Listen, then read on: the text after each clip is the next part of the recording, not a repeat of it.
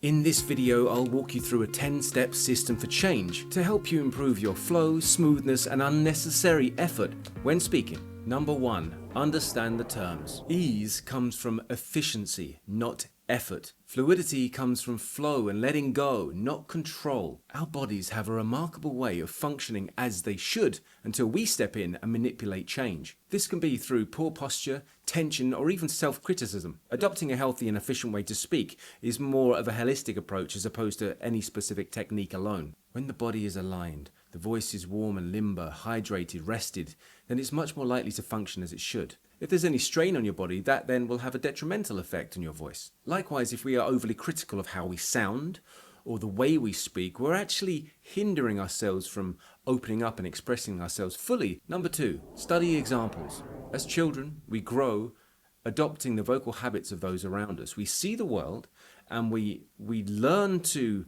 behave, we learn to request for our needs in a way that mimics our guardians, siblings, friends, those closest to us.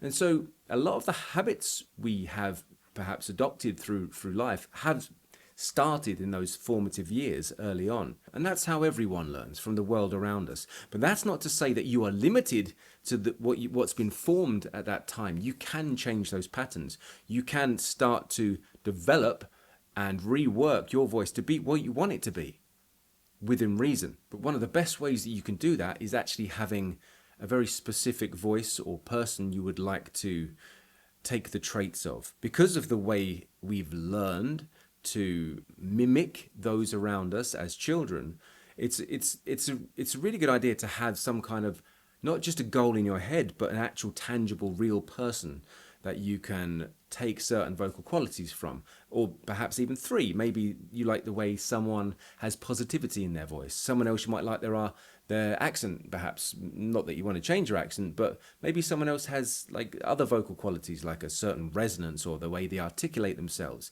And you can take bits, what you want from other people, and you can do that. You can work on one part at a time and actually create the building blocks for the voice of your dreams, what you want. You can do it. It can be done. I've done it myself. I find actors are great subjects for this because they spend a lot of time working on their voice and their body, and not just working on accents, but actually keeping themselves limber, warm and ready, and it enables them to be more dynamic and more adaptable and expressive when they need to. And so they can turn on expressive traits, like they can show love through their voice, or they can show anger, and they're not holding it in. They're able to release these sounds and manipulate them as they wish. To speak with less effort, it's really handy to know dynamics. The more dynamics you have at your disposal, the more opportunities you have to manipulate, change, and focus on what you want your voice to sound like. And of course, according to this video, to speak with less effort. If you can find 3 voices you feel sound effortless, or just seem to flow naturally, smoothly, easily, find those examples. They might be completely different people. They might be completely different from different backgrounds, different cultures. They might not all be actors. They might be politicians. They could be a weather reporter. Who knows? But find something that you like. You feel sounds that it has ease. And there's likely something that you can pick up from that by listening to them, by spending some time looking at their body language, seeing how they sit, how they stand, how they walk, how they breathe. These are the changes that you can make to actually make the changes in yourself. Which brings me on to number 3, feel it in your body. Ease is physical, as is tension. If you reduce tension, everything becomes a little easier. If you look at any athlete, the people at the top of their game, if they're tense, they don't perform as well. And it's no different for speakers or singers. Anyone using their voice, it's a physical instrument that's creating those sounds. And your body, if under stress or tension, will create restrictions that will hinder you using your voice at its optimum. So finding ways to relax, whether that's sleeping more, making sure you're hydrated, relaxed, getting a massage once in a while, you will find that as you stop putting so much effort into your voice and you learn to relax your shoulders, your head, neck, your back, the entire system, the entire body supports the vocal mechanism that produces the voice.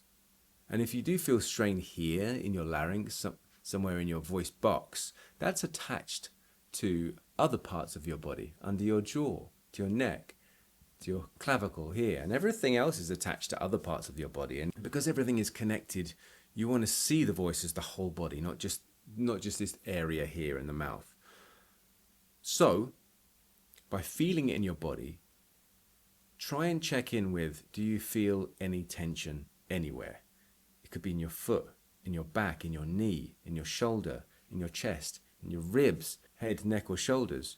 If you do find that you're getting vocal fatigue or strain or hoarseness, and you also notice that you've got other symptoms of stress or tension in your body or pain, it's possible, and I'm not saying it's true for everyone, but it's possible that these could be linked. So consider the body as a whole, consider the voice as the end result of how the full body functions. Number 4, explore placement. Sometimes our setting, the way we actually deliver our voice is adapted to be perhaps not as optimal as it could be. So here's a few things we can do to play around with the placement of the voice and see if that offers anything of a change for you. Now, I don't know what habits you've got into, but perhaps have you ever tried smiling as you speak? This lifts the zygo muscles that actually has an impact on how your larynx sits in your throat here. So by lifting this, you can actually change and make brighter some of the sounds. And because of those slight shifts that you may or may not feel happening, it could be that actually takes some effort away from the way you're speaking. That's just one thing to try. I want you to play with these and see what works for you. But also, perhaps voices being kept in, you're not releasing it more. Maybe you could use your lips for this also, like a trumpet. Have them sort of pursed. And I'm overdoing this, like this. So the sound travels out. It might be that small shifts also creates a change for you. But also if you're smiling and doing the trumpet sound, maybe this lifts the voice and allows it to place more out into the world without any effort. And then of course yawning. Oh, I wouldn't hold any of these, but they're just inspiration for you to play with and see what happens, and understand that just by changing different parts of your anatomy, it can have an effect on how your voice feels and is worked. So half yawning. Oh, you can hear it. Oh, dropping the larynx down makes it a bit lower. I don't want to speak like that, but if I bring it up there again to make it more bright and with smiling, and then purse my lips a bit more, perhaps the sound is lifted, perhaps more brighter. It's not, I'm not holding it down there, but these are things to play with again. So slight yawn, smiling, pursing the lips. What else we've got? And I think you can just try all of these and go in between them. Some people say that you can also lift your eyebrows, and that might have an effect. You can pull your chin in and see if that does anything, or jut your chin out more, or remember to open your mouth. Perhaps that's something you're not doing. Maybe actually being able to open your jaw to articulate words, explore, play. So now, number 5, playing with dynamics. So let's just say that you are warm, ready, limber, hydrated, rested, and you want to have a go at trying new things. So we've talked about different placements of muscles in your face, your neck, your jaw, your lips. Now we can actually try something that's called sirening, and I want you to experience this so you can maybe move up and down like a singer in a scale. Just give yourself that feeling of a different dynamic that you may or may not have used before. So if you say the word sirening, that ing at the end, you can feel that the vibrations going up into your nose. Sirening, your tongue's up at the back, and the sound seems to flow a little higher, easier. But let's see if we can go up and down a scale. Watch with me. Sirening.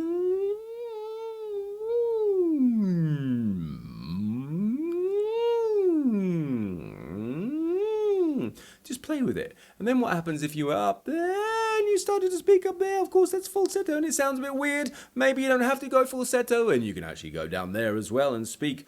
So you could perhaps say a sentence, through good tone, all not part must serve, and then shape fit speech. And you can go up and down in that. Through good tone, all not part must serve, and then shape fit speech. Through good tone, all not part must serve, and then shape fit speech.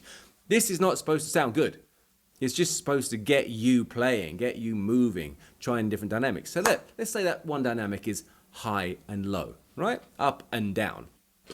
If you're someone who just speaks in monotone all the time, perhaps you've got a bit of a boring voice, then just doing this, being able to go up there, means you have opened the door to go up there, or even down there, for example. So there you go, up and down. Just see if you can vary it a bit more. It doesn't have to make sense. Just do it as an exercise. Now you could try to break up each consonant and give yourself a different dynamic. So through, good, tone, all, not, part, must, serve, and then shape, fit, speech. You're only supposed to blow the bloody doors off. So through, good, tone, all, not, part, must, serve, and then shape, fit, speech. That's just breaking it up, right? But in English, we have more of a flow. So we'd say, through good tone, all not part, must serve, and then shape, fit, speech. So you can break up those consonants and those words separately, or you can make them flow together. There's two different dynamics, choppy and smooth. So perhaps the smoothness also, if that's something you're looking for, could come from just linking words together. The juncture between them isn't so staccato. Things blend. The voices are always there through good tone, all not part must serve, and then shape fit speech, as opposed to through good tone, all not part must serve, and then shape fit speech. Then we could try, let's have a look, we could try slowing it down and speeding it up. There's another dynamic. So what we've got high, low, we've got choppy or continuous, and we've got perhaps through good tone, all not part must serve, and then shape fit speech. Or fast. Through good tone, all not part must serve, and then shape fit speech. Now we could do something that's very focused. Through good tone, all not part must serve, and then shape fit speech. Or maybe it's just a bit disconnected. Through good tone, all not part must serve, and then shape fit speech. Different things do different things. Play with dynamics. High, low, fast, connected, disconnected, focused. How about different textures? You could go really smooth. Through good tone, all not part must serve, and then shape fit speech. Very connected there. Or breathy.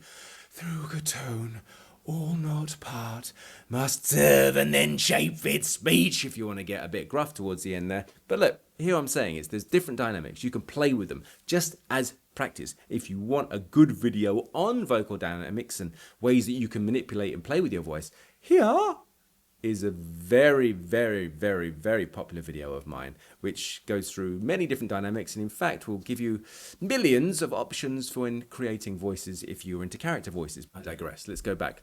Where are we now?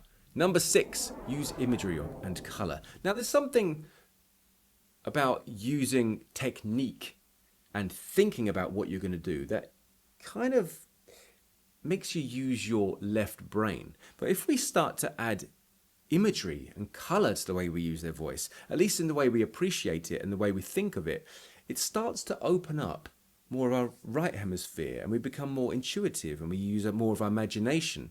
So perhaps assign your voice with a colour, and then change the colour and see what happens. Or think of an image or something that comes to mind. How do you view your voice? How does it make you feel? What does that conjure up in your imagination? For example, if I were to say, let's speak, well, maybe my voice is, I think my voice is a good purple. I think my voice is a bit of a purple the way it is. But if I want to make my voice more blue, I'm going to go like that, because for me that feels more blue. And, well, it's green, brown maybe more like that, if I changed it to brown. Green wants to be more bright. Green is like that. Look, I'm not judging myself. I'm not, I would not do this. I think if I was in front of other people and not in front of you, just me and you here now, I'd be a bit embarrassed. So this is something you just test. All of this is mostly playing and trying things out, because again, the more dynamics and the more options you have, the more you can learn to understand perhaps what you've been doing in the past and what you might need to do in order to improve your voice in the future. So think of colour, add a colour, change a colour, mix colours up, think of a place, think of an experience you've had. What can you associate that's not just technical with your voice? And then by changing it, what can you create? What can you use your imagination to come up with? It's fun. The voice is a magical instrument. Learn to play with it more and you will get more from it. Number 7, apply intention. This is another, I think, way that you can reduce tension. And it's by, again, stopping trying to think of your voice, which should be hydrated, warm and rested and limber and ready, right? That's a given. If it's not, you should do that and then see how your voice is.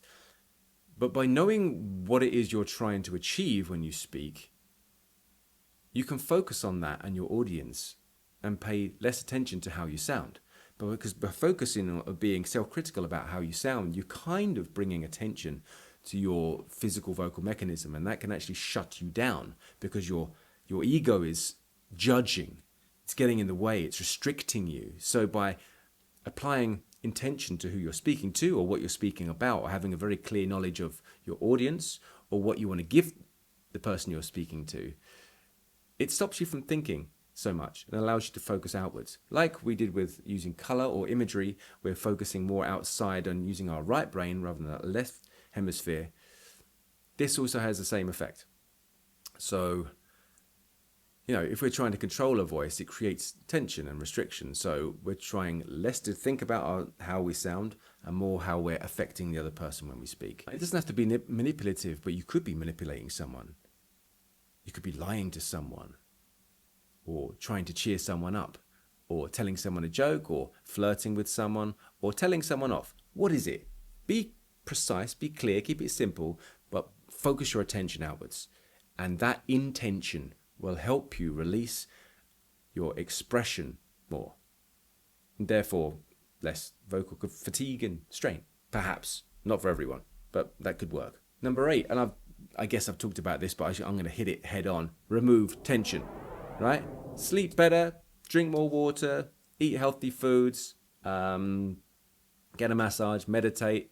So if you do feel your voice being strained, try and see what happens if you lay in semi-supine for a while. If you don't know what semi-supine is, there's a workout here. In fact, this workout is great if you have any physical tension in your body and you think that's associated with how you feel, because it's going to go through a very thorough warm-up, and it's mostly your body before it gets to even to the speaking apparatus, because again, this is holistic.